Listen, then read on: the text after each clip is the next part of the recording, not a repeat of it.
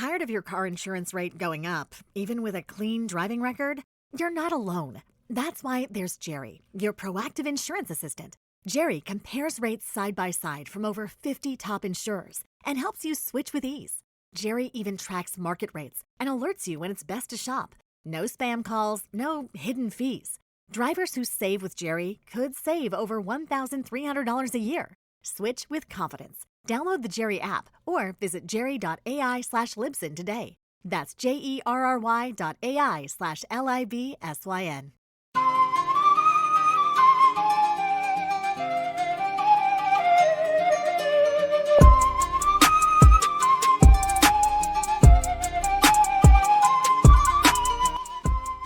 Hey guys, welcome to You the Boss podcast, episode 84. I'm your host, Pam. And we're going to start this episode today by asking you a question. What if I told you that everything you've been taught about winning might be incomplete? That the life that you've been chasing, the goals, the milestones, the validation, might not actually lead you to feeling the way you thought it would. Because here's the truth, no one is really talking about. You can look successful on the outside and still feel completely disconnected on the inside. You can hit the goals, make the money, build the life that looks just right, picture perfect, and still feel like something's missing. So today we're going to talk about what it really means to win at life. Not by society standards, but by your own. We've been handed a very specific definition of success. It looks like more money, more recognition, more productivity, more visibility, and in today's world, more likes, more follows, more attention, more views, more shares, more reposts, going viral. Somewhere along the line, winning became something that you could measure, something that you could compare. But here's the problem with that. If your definition of success is based on what other people can see, you're always going to feel like you're falling behind someone. There's always going to be someone who looks like they're doing more, looks like they're doing better, looks like they're earning more, they're showing up more.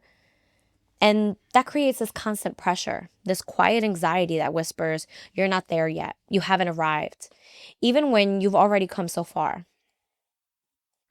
This feels empty because external success without internal alignment will always feel empty. If you're chasing what you think it should be instead of establishing what you think it is, you're not going to be fulfilled. You're not going to build a fulfilling life. You're going to build a life based on comparison.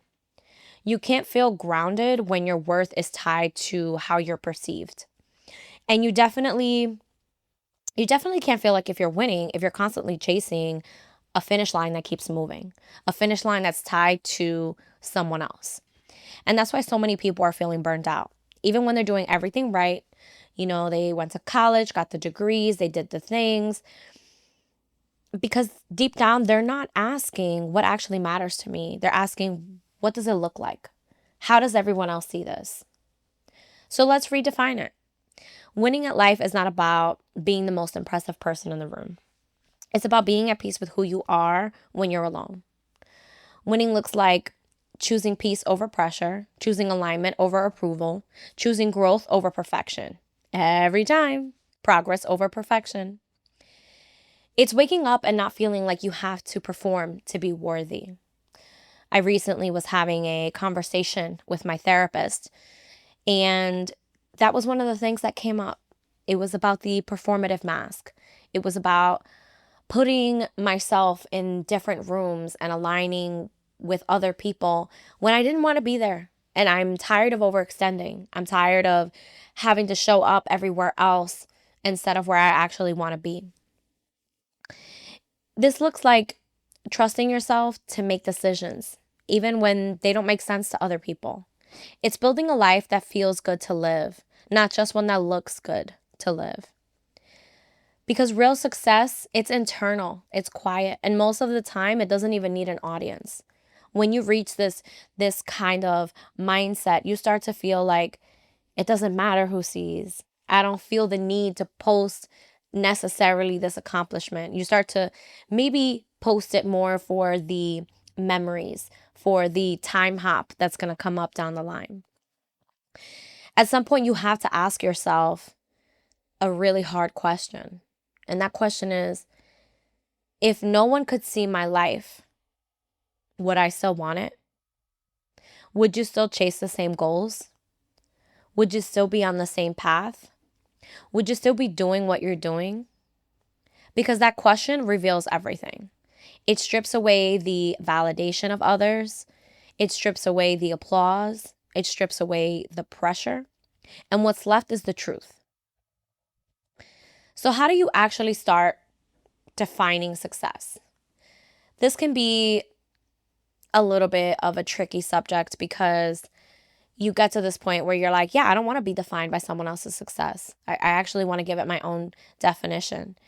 And I don't think there's anything wrong with wanting validation. We're human beings. There's no reason to pretend like we don't need each other. There's no reason to pretend like community is not important. Like it's not important to be sitting in a room full of people that are doing what you're doing because it feels less lonely. But it's so important to make sure that while you're sitting in that room, you're not chasing the person next to you's goals just because you want to see who gets there first or to see what it looks like for you. So I've put together some practical tools to help you start to line up with redefining success for yourself. Number one, the internal scorecard. Instead of measuring your life by outcomes, measure it by alignment. Ask yourself, did I show up in a way I'm proud of today? Did I honor my energy? Did I make choices that felt true to me? That's winning. Number two, would I still choose this? Take something you're chasing right now and ask, if no one could praise me for this, would I still want it? If the answer is no, that's not alignment, that's performance. Number three, redefine your success on your terms. Journal about this. If no one was watching, what would a successful life look like to me? Not what sounds impressive, not what sounds cool, not what you've been taught. What actually feels good to you? Number four, the peace test. This one is kind of simple. If you don't feel peaceful doing it, or your clarity or your self-respect, it's too expensive. No matter how good it looks on paper. If there is not a sense of peace about it, then it's too expensive. Here's what I want you to remember from this episode. You're allowed to take success and define it differently. You're allowed to slow down if that's what you want to do. You're allowed to change direction. Your age is not tied to wanting to change direction. Your age is not tied to want a life that feels calm instead of chaotic, instead of the constant rushing from going here to there. I believe there are seasons for this. If you are in a season of your life where maybe you're working a couple of jobs because you're trying to make ends meet, or your job is just demanding a lot of you right now, that's a season. It is not your overall life. Just make sure you keep that in check. You're allowed to win quietly. You don't need to run through the streets announcing, anything that got done today and just to get a pat on the back or feel like you're quote unquote better than someone else. At the end of the day, life is not about being admired. It's about being aligned. Think about the person that's going to be on your deathbed, which is you. Are they going to go to the grave saying, I wish I would have done these things to impress other people? Or are they going to say, I wish that I would have lived my life based on my own expectations and doing things that I wanted to do? Success is not about how your life looks. It's about how it feels. So this week, I want you to stop asking, am I doing enough? Am I being productive enough? Am I doing the right systems? Am I organized enough? And I want you to start asking, does this feel like me? the person that I'm becoming, does this person do these things? Am I comfortable with this person? Do I trust this person? Because that's the real win. If this episode resonated with you, share it with someone who might need this reminder. Share it with someone and say, hey, I was thinking about you. And take one of these tools, just one, and apply it this week. Thank you for listening. I'll talk to you in the next episode.